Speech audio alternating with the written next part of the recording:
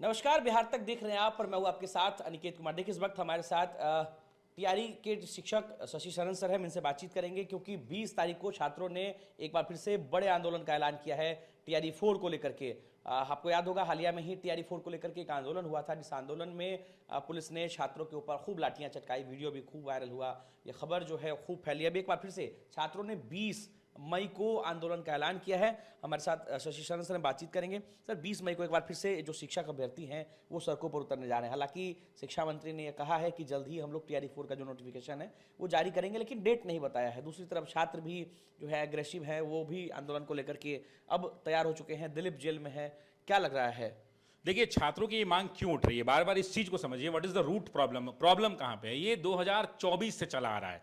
अगर आप इसको देखें तो 24 में अगर टीआरई 3 का पेपर लीक ना हुआ होता तो 2024 में इस परीक्षा को हो जाना था। तो बच्चे काफी लंबे वक्त से इंतजार कर रहे हैं। दूसरा, बच्चों की नाराजगी का क्या कारण है? आप समझिए कि बिहार का सर्वोच्च नेता कौन है? यहाँ के माननीय मुख्यमंत्री, हमारे डिप्टी सीएम, बड़े बड़े अधिकारी, शिक्षा विभाग के अधिकारी, शिक्षा मंत्री।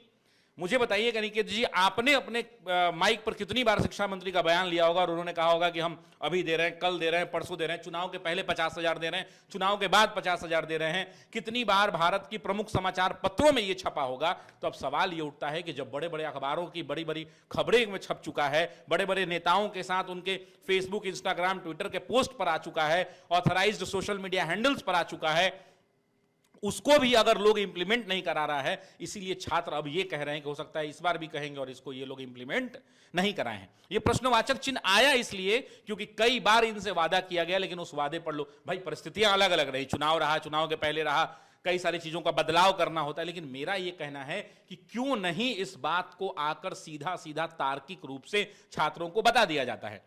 आप एक बात कह रहे हैं कि परीक्षा, मैंने किसी मीडिया चैनल पर ही सुना कि परीक्षा उसी डेट में होगी। तो भाई, जब परीक्षा आपने तय कर लिया है कि उसी डेट में होगी, तो एक ज्वाइंट प्रेस कॉन्फ्रेंस या एक नोटिस चिपका दीजिए शिक्षा विभाग के वेबसाइट पर या बीपीएससी पर कि विज्ञापन आने में देरी है, ये प्रॉब्लम आ रहा है, ये नियम कानूनों में संशोधन किया जा रहा है या जो भी किया जा रहा है, लेकिन परीक्षा 22 को ही होगी। छात्र अपनी तैयारी में लगे रहें, सभी छात्र निश्चिंत हो जाएंगे। भाई, जो बच्चा 2-2 साल से तैयारी कर रहा है, जिसका माँ बाप घर पे इंतजार कर रहा है, जो शादीशुदा महिलाएं हैं, आप उनसे जाकर पूछिए कैसे लोग तैयारी कर रहे हैं। तो जिन्होंने बीएड किया, डीएलएड किया, सीटेट दिया, बीटेट दिया, एस्टेट दिया, इतनी सारी परीक्षाओं को देने के बाद भी अभी वो बच्चा बेरोजगार है। अच्छा, उम्मीद किससे कर रहा है? उम्मीद उसी सरकार से किया जाता है ना जो दे सकता है। काहे नहीं कह रहा है कि उम्मीद हम फलना XYZ अदर स्टेट में कर रहे हैं? नहीं, ये बात को झुटलाया नहीं जा सकता है कि बिहार इकलौता पूरे भारत का ऐसा राज्य है जिसने सबसे ज्यादा सरकारी नौकरियां अंतिम 5 वर्षों में दी हैं। किसी भी राज्य में आप नहीं सुनेंगे कि 2 लाख शिक्षकों की बहाली, 1,20,000 बहाली था, हमारे यहां दिया गया। अभी भी 46,000, मैं आपको बता दे रहा हूं ऑन रिकॉर्ड कि 46,000 बहाली किसी राज्य में नहीं आती है। आप खोल के पैरामीटर देख लीजिए। हमारे यहां 46,000 भी बच्चों को कम लग रहा है, मांग तो 1,20,000 की है।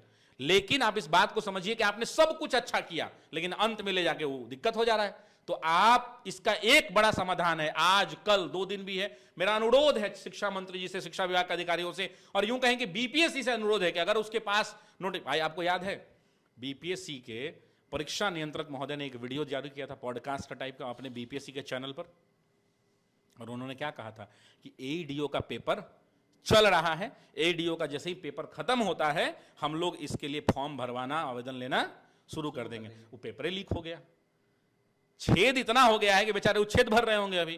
तो अब बताइए कि परीक्षा नियंत्रक जो एक बड़ा अधिकारी होता है, अगर उसकी बातों का मतलब वेट नहीं रहे, उसकी बातों की गरिमा न रही, उसकी बातों को छात्र अब किस पर भरोसा करें? परीक्षा नियंत्रक बीपीएससी का सबसे बड़ा अधिकारी, अब मुझे बताइए कि परीक्षा नियंत्रक एक वीडियो के माध्यम से आते हैं और वो कहते हैं कि हम जो है 25 तारीख के बाद एईडीओ का एग्जाम खत्म हो जाता है, फॉर्म भरना चालू कर देंगे। बच्चों में खुशी की लहर, बच्चे पढ़ने लौट गए। 25 इंतजार किए, नहीं आया, 26, 27, 28, 29, 30 महीना बीत गया। तो अब बताइए किसकी बातों पर भरोसा करें? अच्छा, मान लीजिए कि कोई दिक्कत हुआ तो वही एक और वीडियो लेके आ जाते कि भैया देखिए ये समस्या हो रही है, इसमें ये बदलाव है, इसलिए। अच्छा, कुछ तो रीजन रहा होगा ना डिले का, कोई तो दिक्कत हो रही होगी ना कि वैकेंसी डिले हो रहा है। तो छात्रों के साथ साझा कर देने में क्या है? ये बिहार के लोग हैं ना, इन्हीं लोगों के मतदानों से ना जीत कर सरकार बनी है, ये चुनी हुई सरकार है, लोकतांत्रिक व्यवस्था है भारत के अंदर में। तो इन सब अपनी बात साझा करने में क्या दिक्कत थी? क्या ये बच्चे समझदार नहीं हैं? क्या इनको जब समझाया जाएगा कि ये परेशानी इसलिए डिले हो रहा है? एक बात का ये सिर्फ आश्वासन चाहते हैं कि परीक्षा 22 सितंबर को होगी। जिसने भी आश्वासन दे दिया, छात्र एकदम पढ़ाई में जुट जाएंगे। और मेरा अनुरोध है, क्यों कोई रोड पर उतर के लाठी खाएगा बताइए? आपको अच्छा लगेगा? हमको अच्छा लगेगा? कितना बच्चा को चोट लगता होगा, कोई इलाज कराने के लिए पैसा देता होगा उस बच्चा को? देता होगा? नहीं देता। छात्र परेशान है, मजबूर है, इस वजह से ये सब चीजें हो रही है। 20 तारीख को क्या होने वाला है? आंदोलन में क्या होगा? देखिए, मेरा तो अनुरोध है कि उससे पहले आ जाए, इसकी जरूरत ना पड़े। हाँ, और अगर सरकार ने नहीं दिया तो? अब छात्र आंदोलन के लिए बात कर रहे हैं कि आंदोलन रखना होगा। हम लोगों से आह्वान किया जाता है कि भाई आप लोग कोचिंग बंद रखिए, हम लोग कोचिंग बंद रखते हैं। हमारा समर्थन रहता है कि भाई चलिए हम आप, लेकिन हाँ, संवैधानिक तरीके से, कोई उद्दंडता नहीं। आप मुझे बता दीजिए कि भारत के किस नेता ने अपने जीवन काल के अंदर में, जो आज बड़े पदों पर बैठे हैं, जिन्होंने आंदोलन में हिस्सा नहीं लिया होगा? हमारे माननीय मुख्यमंत्री जी जो हैं, पूर्व मुख्यमंत्री जी थे नीतीश कुमार जी, वो छात्र आंदोलन की उपज हैं। छात्र राजनीति से पूर्ण राजनीति में आए हैं। जब वो विपक्ष में रहे होंगे तो उन्होंने आंदोलन किया होगा। तो भारत में, भारत के हर एक नागरिक को भारत का संविधान ये पावर देता है कि वो अपनी चुनी हुई, अपने वोट से चुनी हुई सरकार को, अपने से चुनी हुई सरकार के सामने लोकतांत्रिक तरीके से, संवैधानिक रास्तों पर चलकर अपनी बात उन तक पहुंचाए। अगर धरना प्रदर्शन करने की इजाजत नहीं होती तो गर्दनी बाग क्यों है? गर्दनी बाग क्या है? गर्दनी बाग एक ऐसा निर्धारित स्थल है। किसने निर्धारित किया? सरकार ने। आप भी सुनते होंगे कि सरकारों के द्वारा निर्धारित स्थल है। मतलब इस लोकतांत्रिक व्यवस्था में इस बात की, भारत के हर नागरिक को इस बात का अधिकार है कि वो अपनी चुनी हुई सरकार से संवैधानिक तरीकों से, लोकतांत्रिक व्यवस्था के अधीन चलते हुए, कानून का पालन करते हुए, विधि सम्मत आगे बढ़ते हुए, ज्ञापन के, पिटीशन के तहत, प्रेयर के तहत, निवेदन के तहत, अनुरोध के तहत, प्रार्थना पत्र के तहत अपनी चुनी हुई सरकार से अपनी बात को पहुंचाए। इस लोकतांत्रिक व्यवस्था में आंदोलन की इजाजत हमारा संविधान देता है। संविधान से तो कोई ऊपर नहीं है।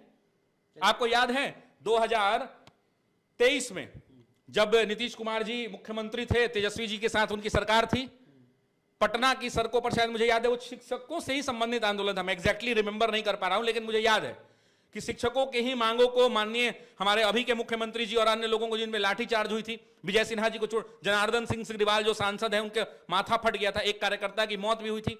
फिर उसको लेकर के कई सारी बातें अलग अलग हुई।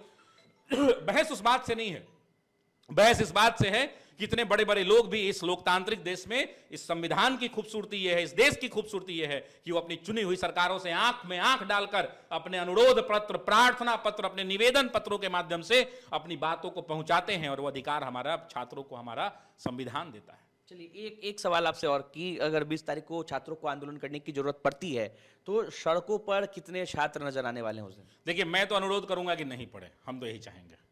मैं तो चाहता ही नहीं हूं कि हो, उनकी मांगों पर पुनः विचार हो, बातचीत के रास्ते में इसका समाधान हो। और मेरा कहना है कि आप बार बार बयान देखिए शिक्षा मंत्री जी का, माननीय मिथिलेश तिवारी जी बहुत पढ़े लिखे, वो भी कोचिंग चलाते थे। आप शायद इस बात को जानिए, मैं कहीं उनकी जीवनी पढ़ रहा था, उनका भी अपना कोचिंग था, कोचिंग शिक्षक थे वो, उन्होंने भी हम जैसे तरह कोचिंग पढ़ाया है। तो मेरा ये कहना है कि वो छात्रों की पीड़ा को समझे। छात्र एक ठोस आश्वासन चाहते हैं, उनको दे दिया जाए। बार बार वो कह रहे हैं कि हम जल्द करेंगे, जल्द करेंगे, आपने सुना होगा। तो भाई जल्द करेंगे तो मेरा अनुरोध है माननीय शिक्षा मंत्री जी से कि आप नहीं समझेंगे तो कौन समझेगा। आप एक ठोस आश्वासन एक प्रेस कॉन्फ्रेंस करके जारी कर दीजिए कि भाई परीक्षा उसी डेट को होगी, फॉर्म आने में लेट हो रहा है, कोई बात नहीं है, 10 दिन बाद देंगे, 20 दिन बाद देंगे, डेट बता दीजिए ना।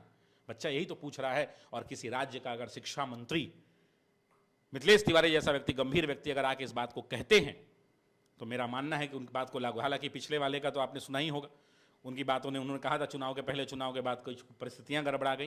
तो मेरा अनुरोध है कि 20 तारीख के आंदोलन की जरूरत ही ना पड़े, और जरूरत अगर पड़ती है तो इस लोकतांत्रिक व्यवस्था में संविधान सम्मत अपनी बातों को अपनी चुनी हुई सरकार के सामने पहुंचाने में कोई गुरेज नहीं है। संवैधानिक तरीके से कितने छात्र रहेंगे फिर अगर जरूरत पड़ी तो? देखिए, छात्र तो बहुत हैं। शिक्षक भर्ती में कितने लोग फॉर्म भरते हैं आप समझिए, 5-6 लाख, 7 लाख, 8 लाख विद्यार्थी फॉर्म भरता है, तो 8 लाख विद्यार्थियों की संख्या है। लेकिन मेरा यह मानना है कि सड़कों पर उतरने की आवश्यकता इन छात्रों को ना मिले। क्यों? धूप में, गर्मी देख रहे हैं बाहर, हम आप तो एसी कमरे में बैठे हुए हैं, क्या स्थिति है, चिलचिलाती हुई गर्मी है। अब उसमें अगर छात्रों को उतरना पड़ता है तो दुर्भाग्य ही कहा जाएगा। चलिए, तो हमारे साथ शिक्षक शशि शरण सर थे और इन्होंने बिहार सरकार से, बिहार के शिक्षा मंत्री से अपील की है कि 20 तारीख के आंदोलन की जरूरत ना पड़े तो ज़्यादा बेहतर है, क्योंकि धूप ज़्यादा है, गर्मी ज़्यादा है, छात्र के लिए काफ़ी कठिनाइयाँ हो सकती है। लेकिन अगर सरकार नहीं सुनती है तो मजबूरन 20 तारीख को एक बार फिर से पटना में बड़ा आंदोलन होगा। अनिकेत कुमार, बिहार।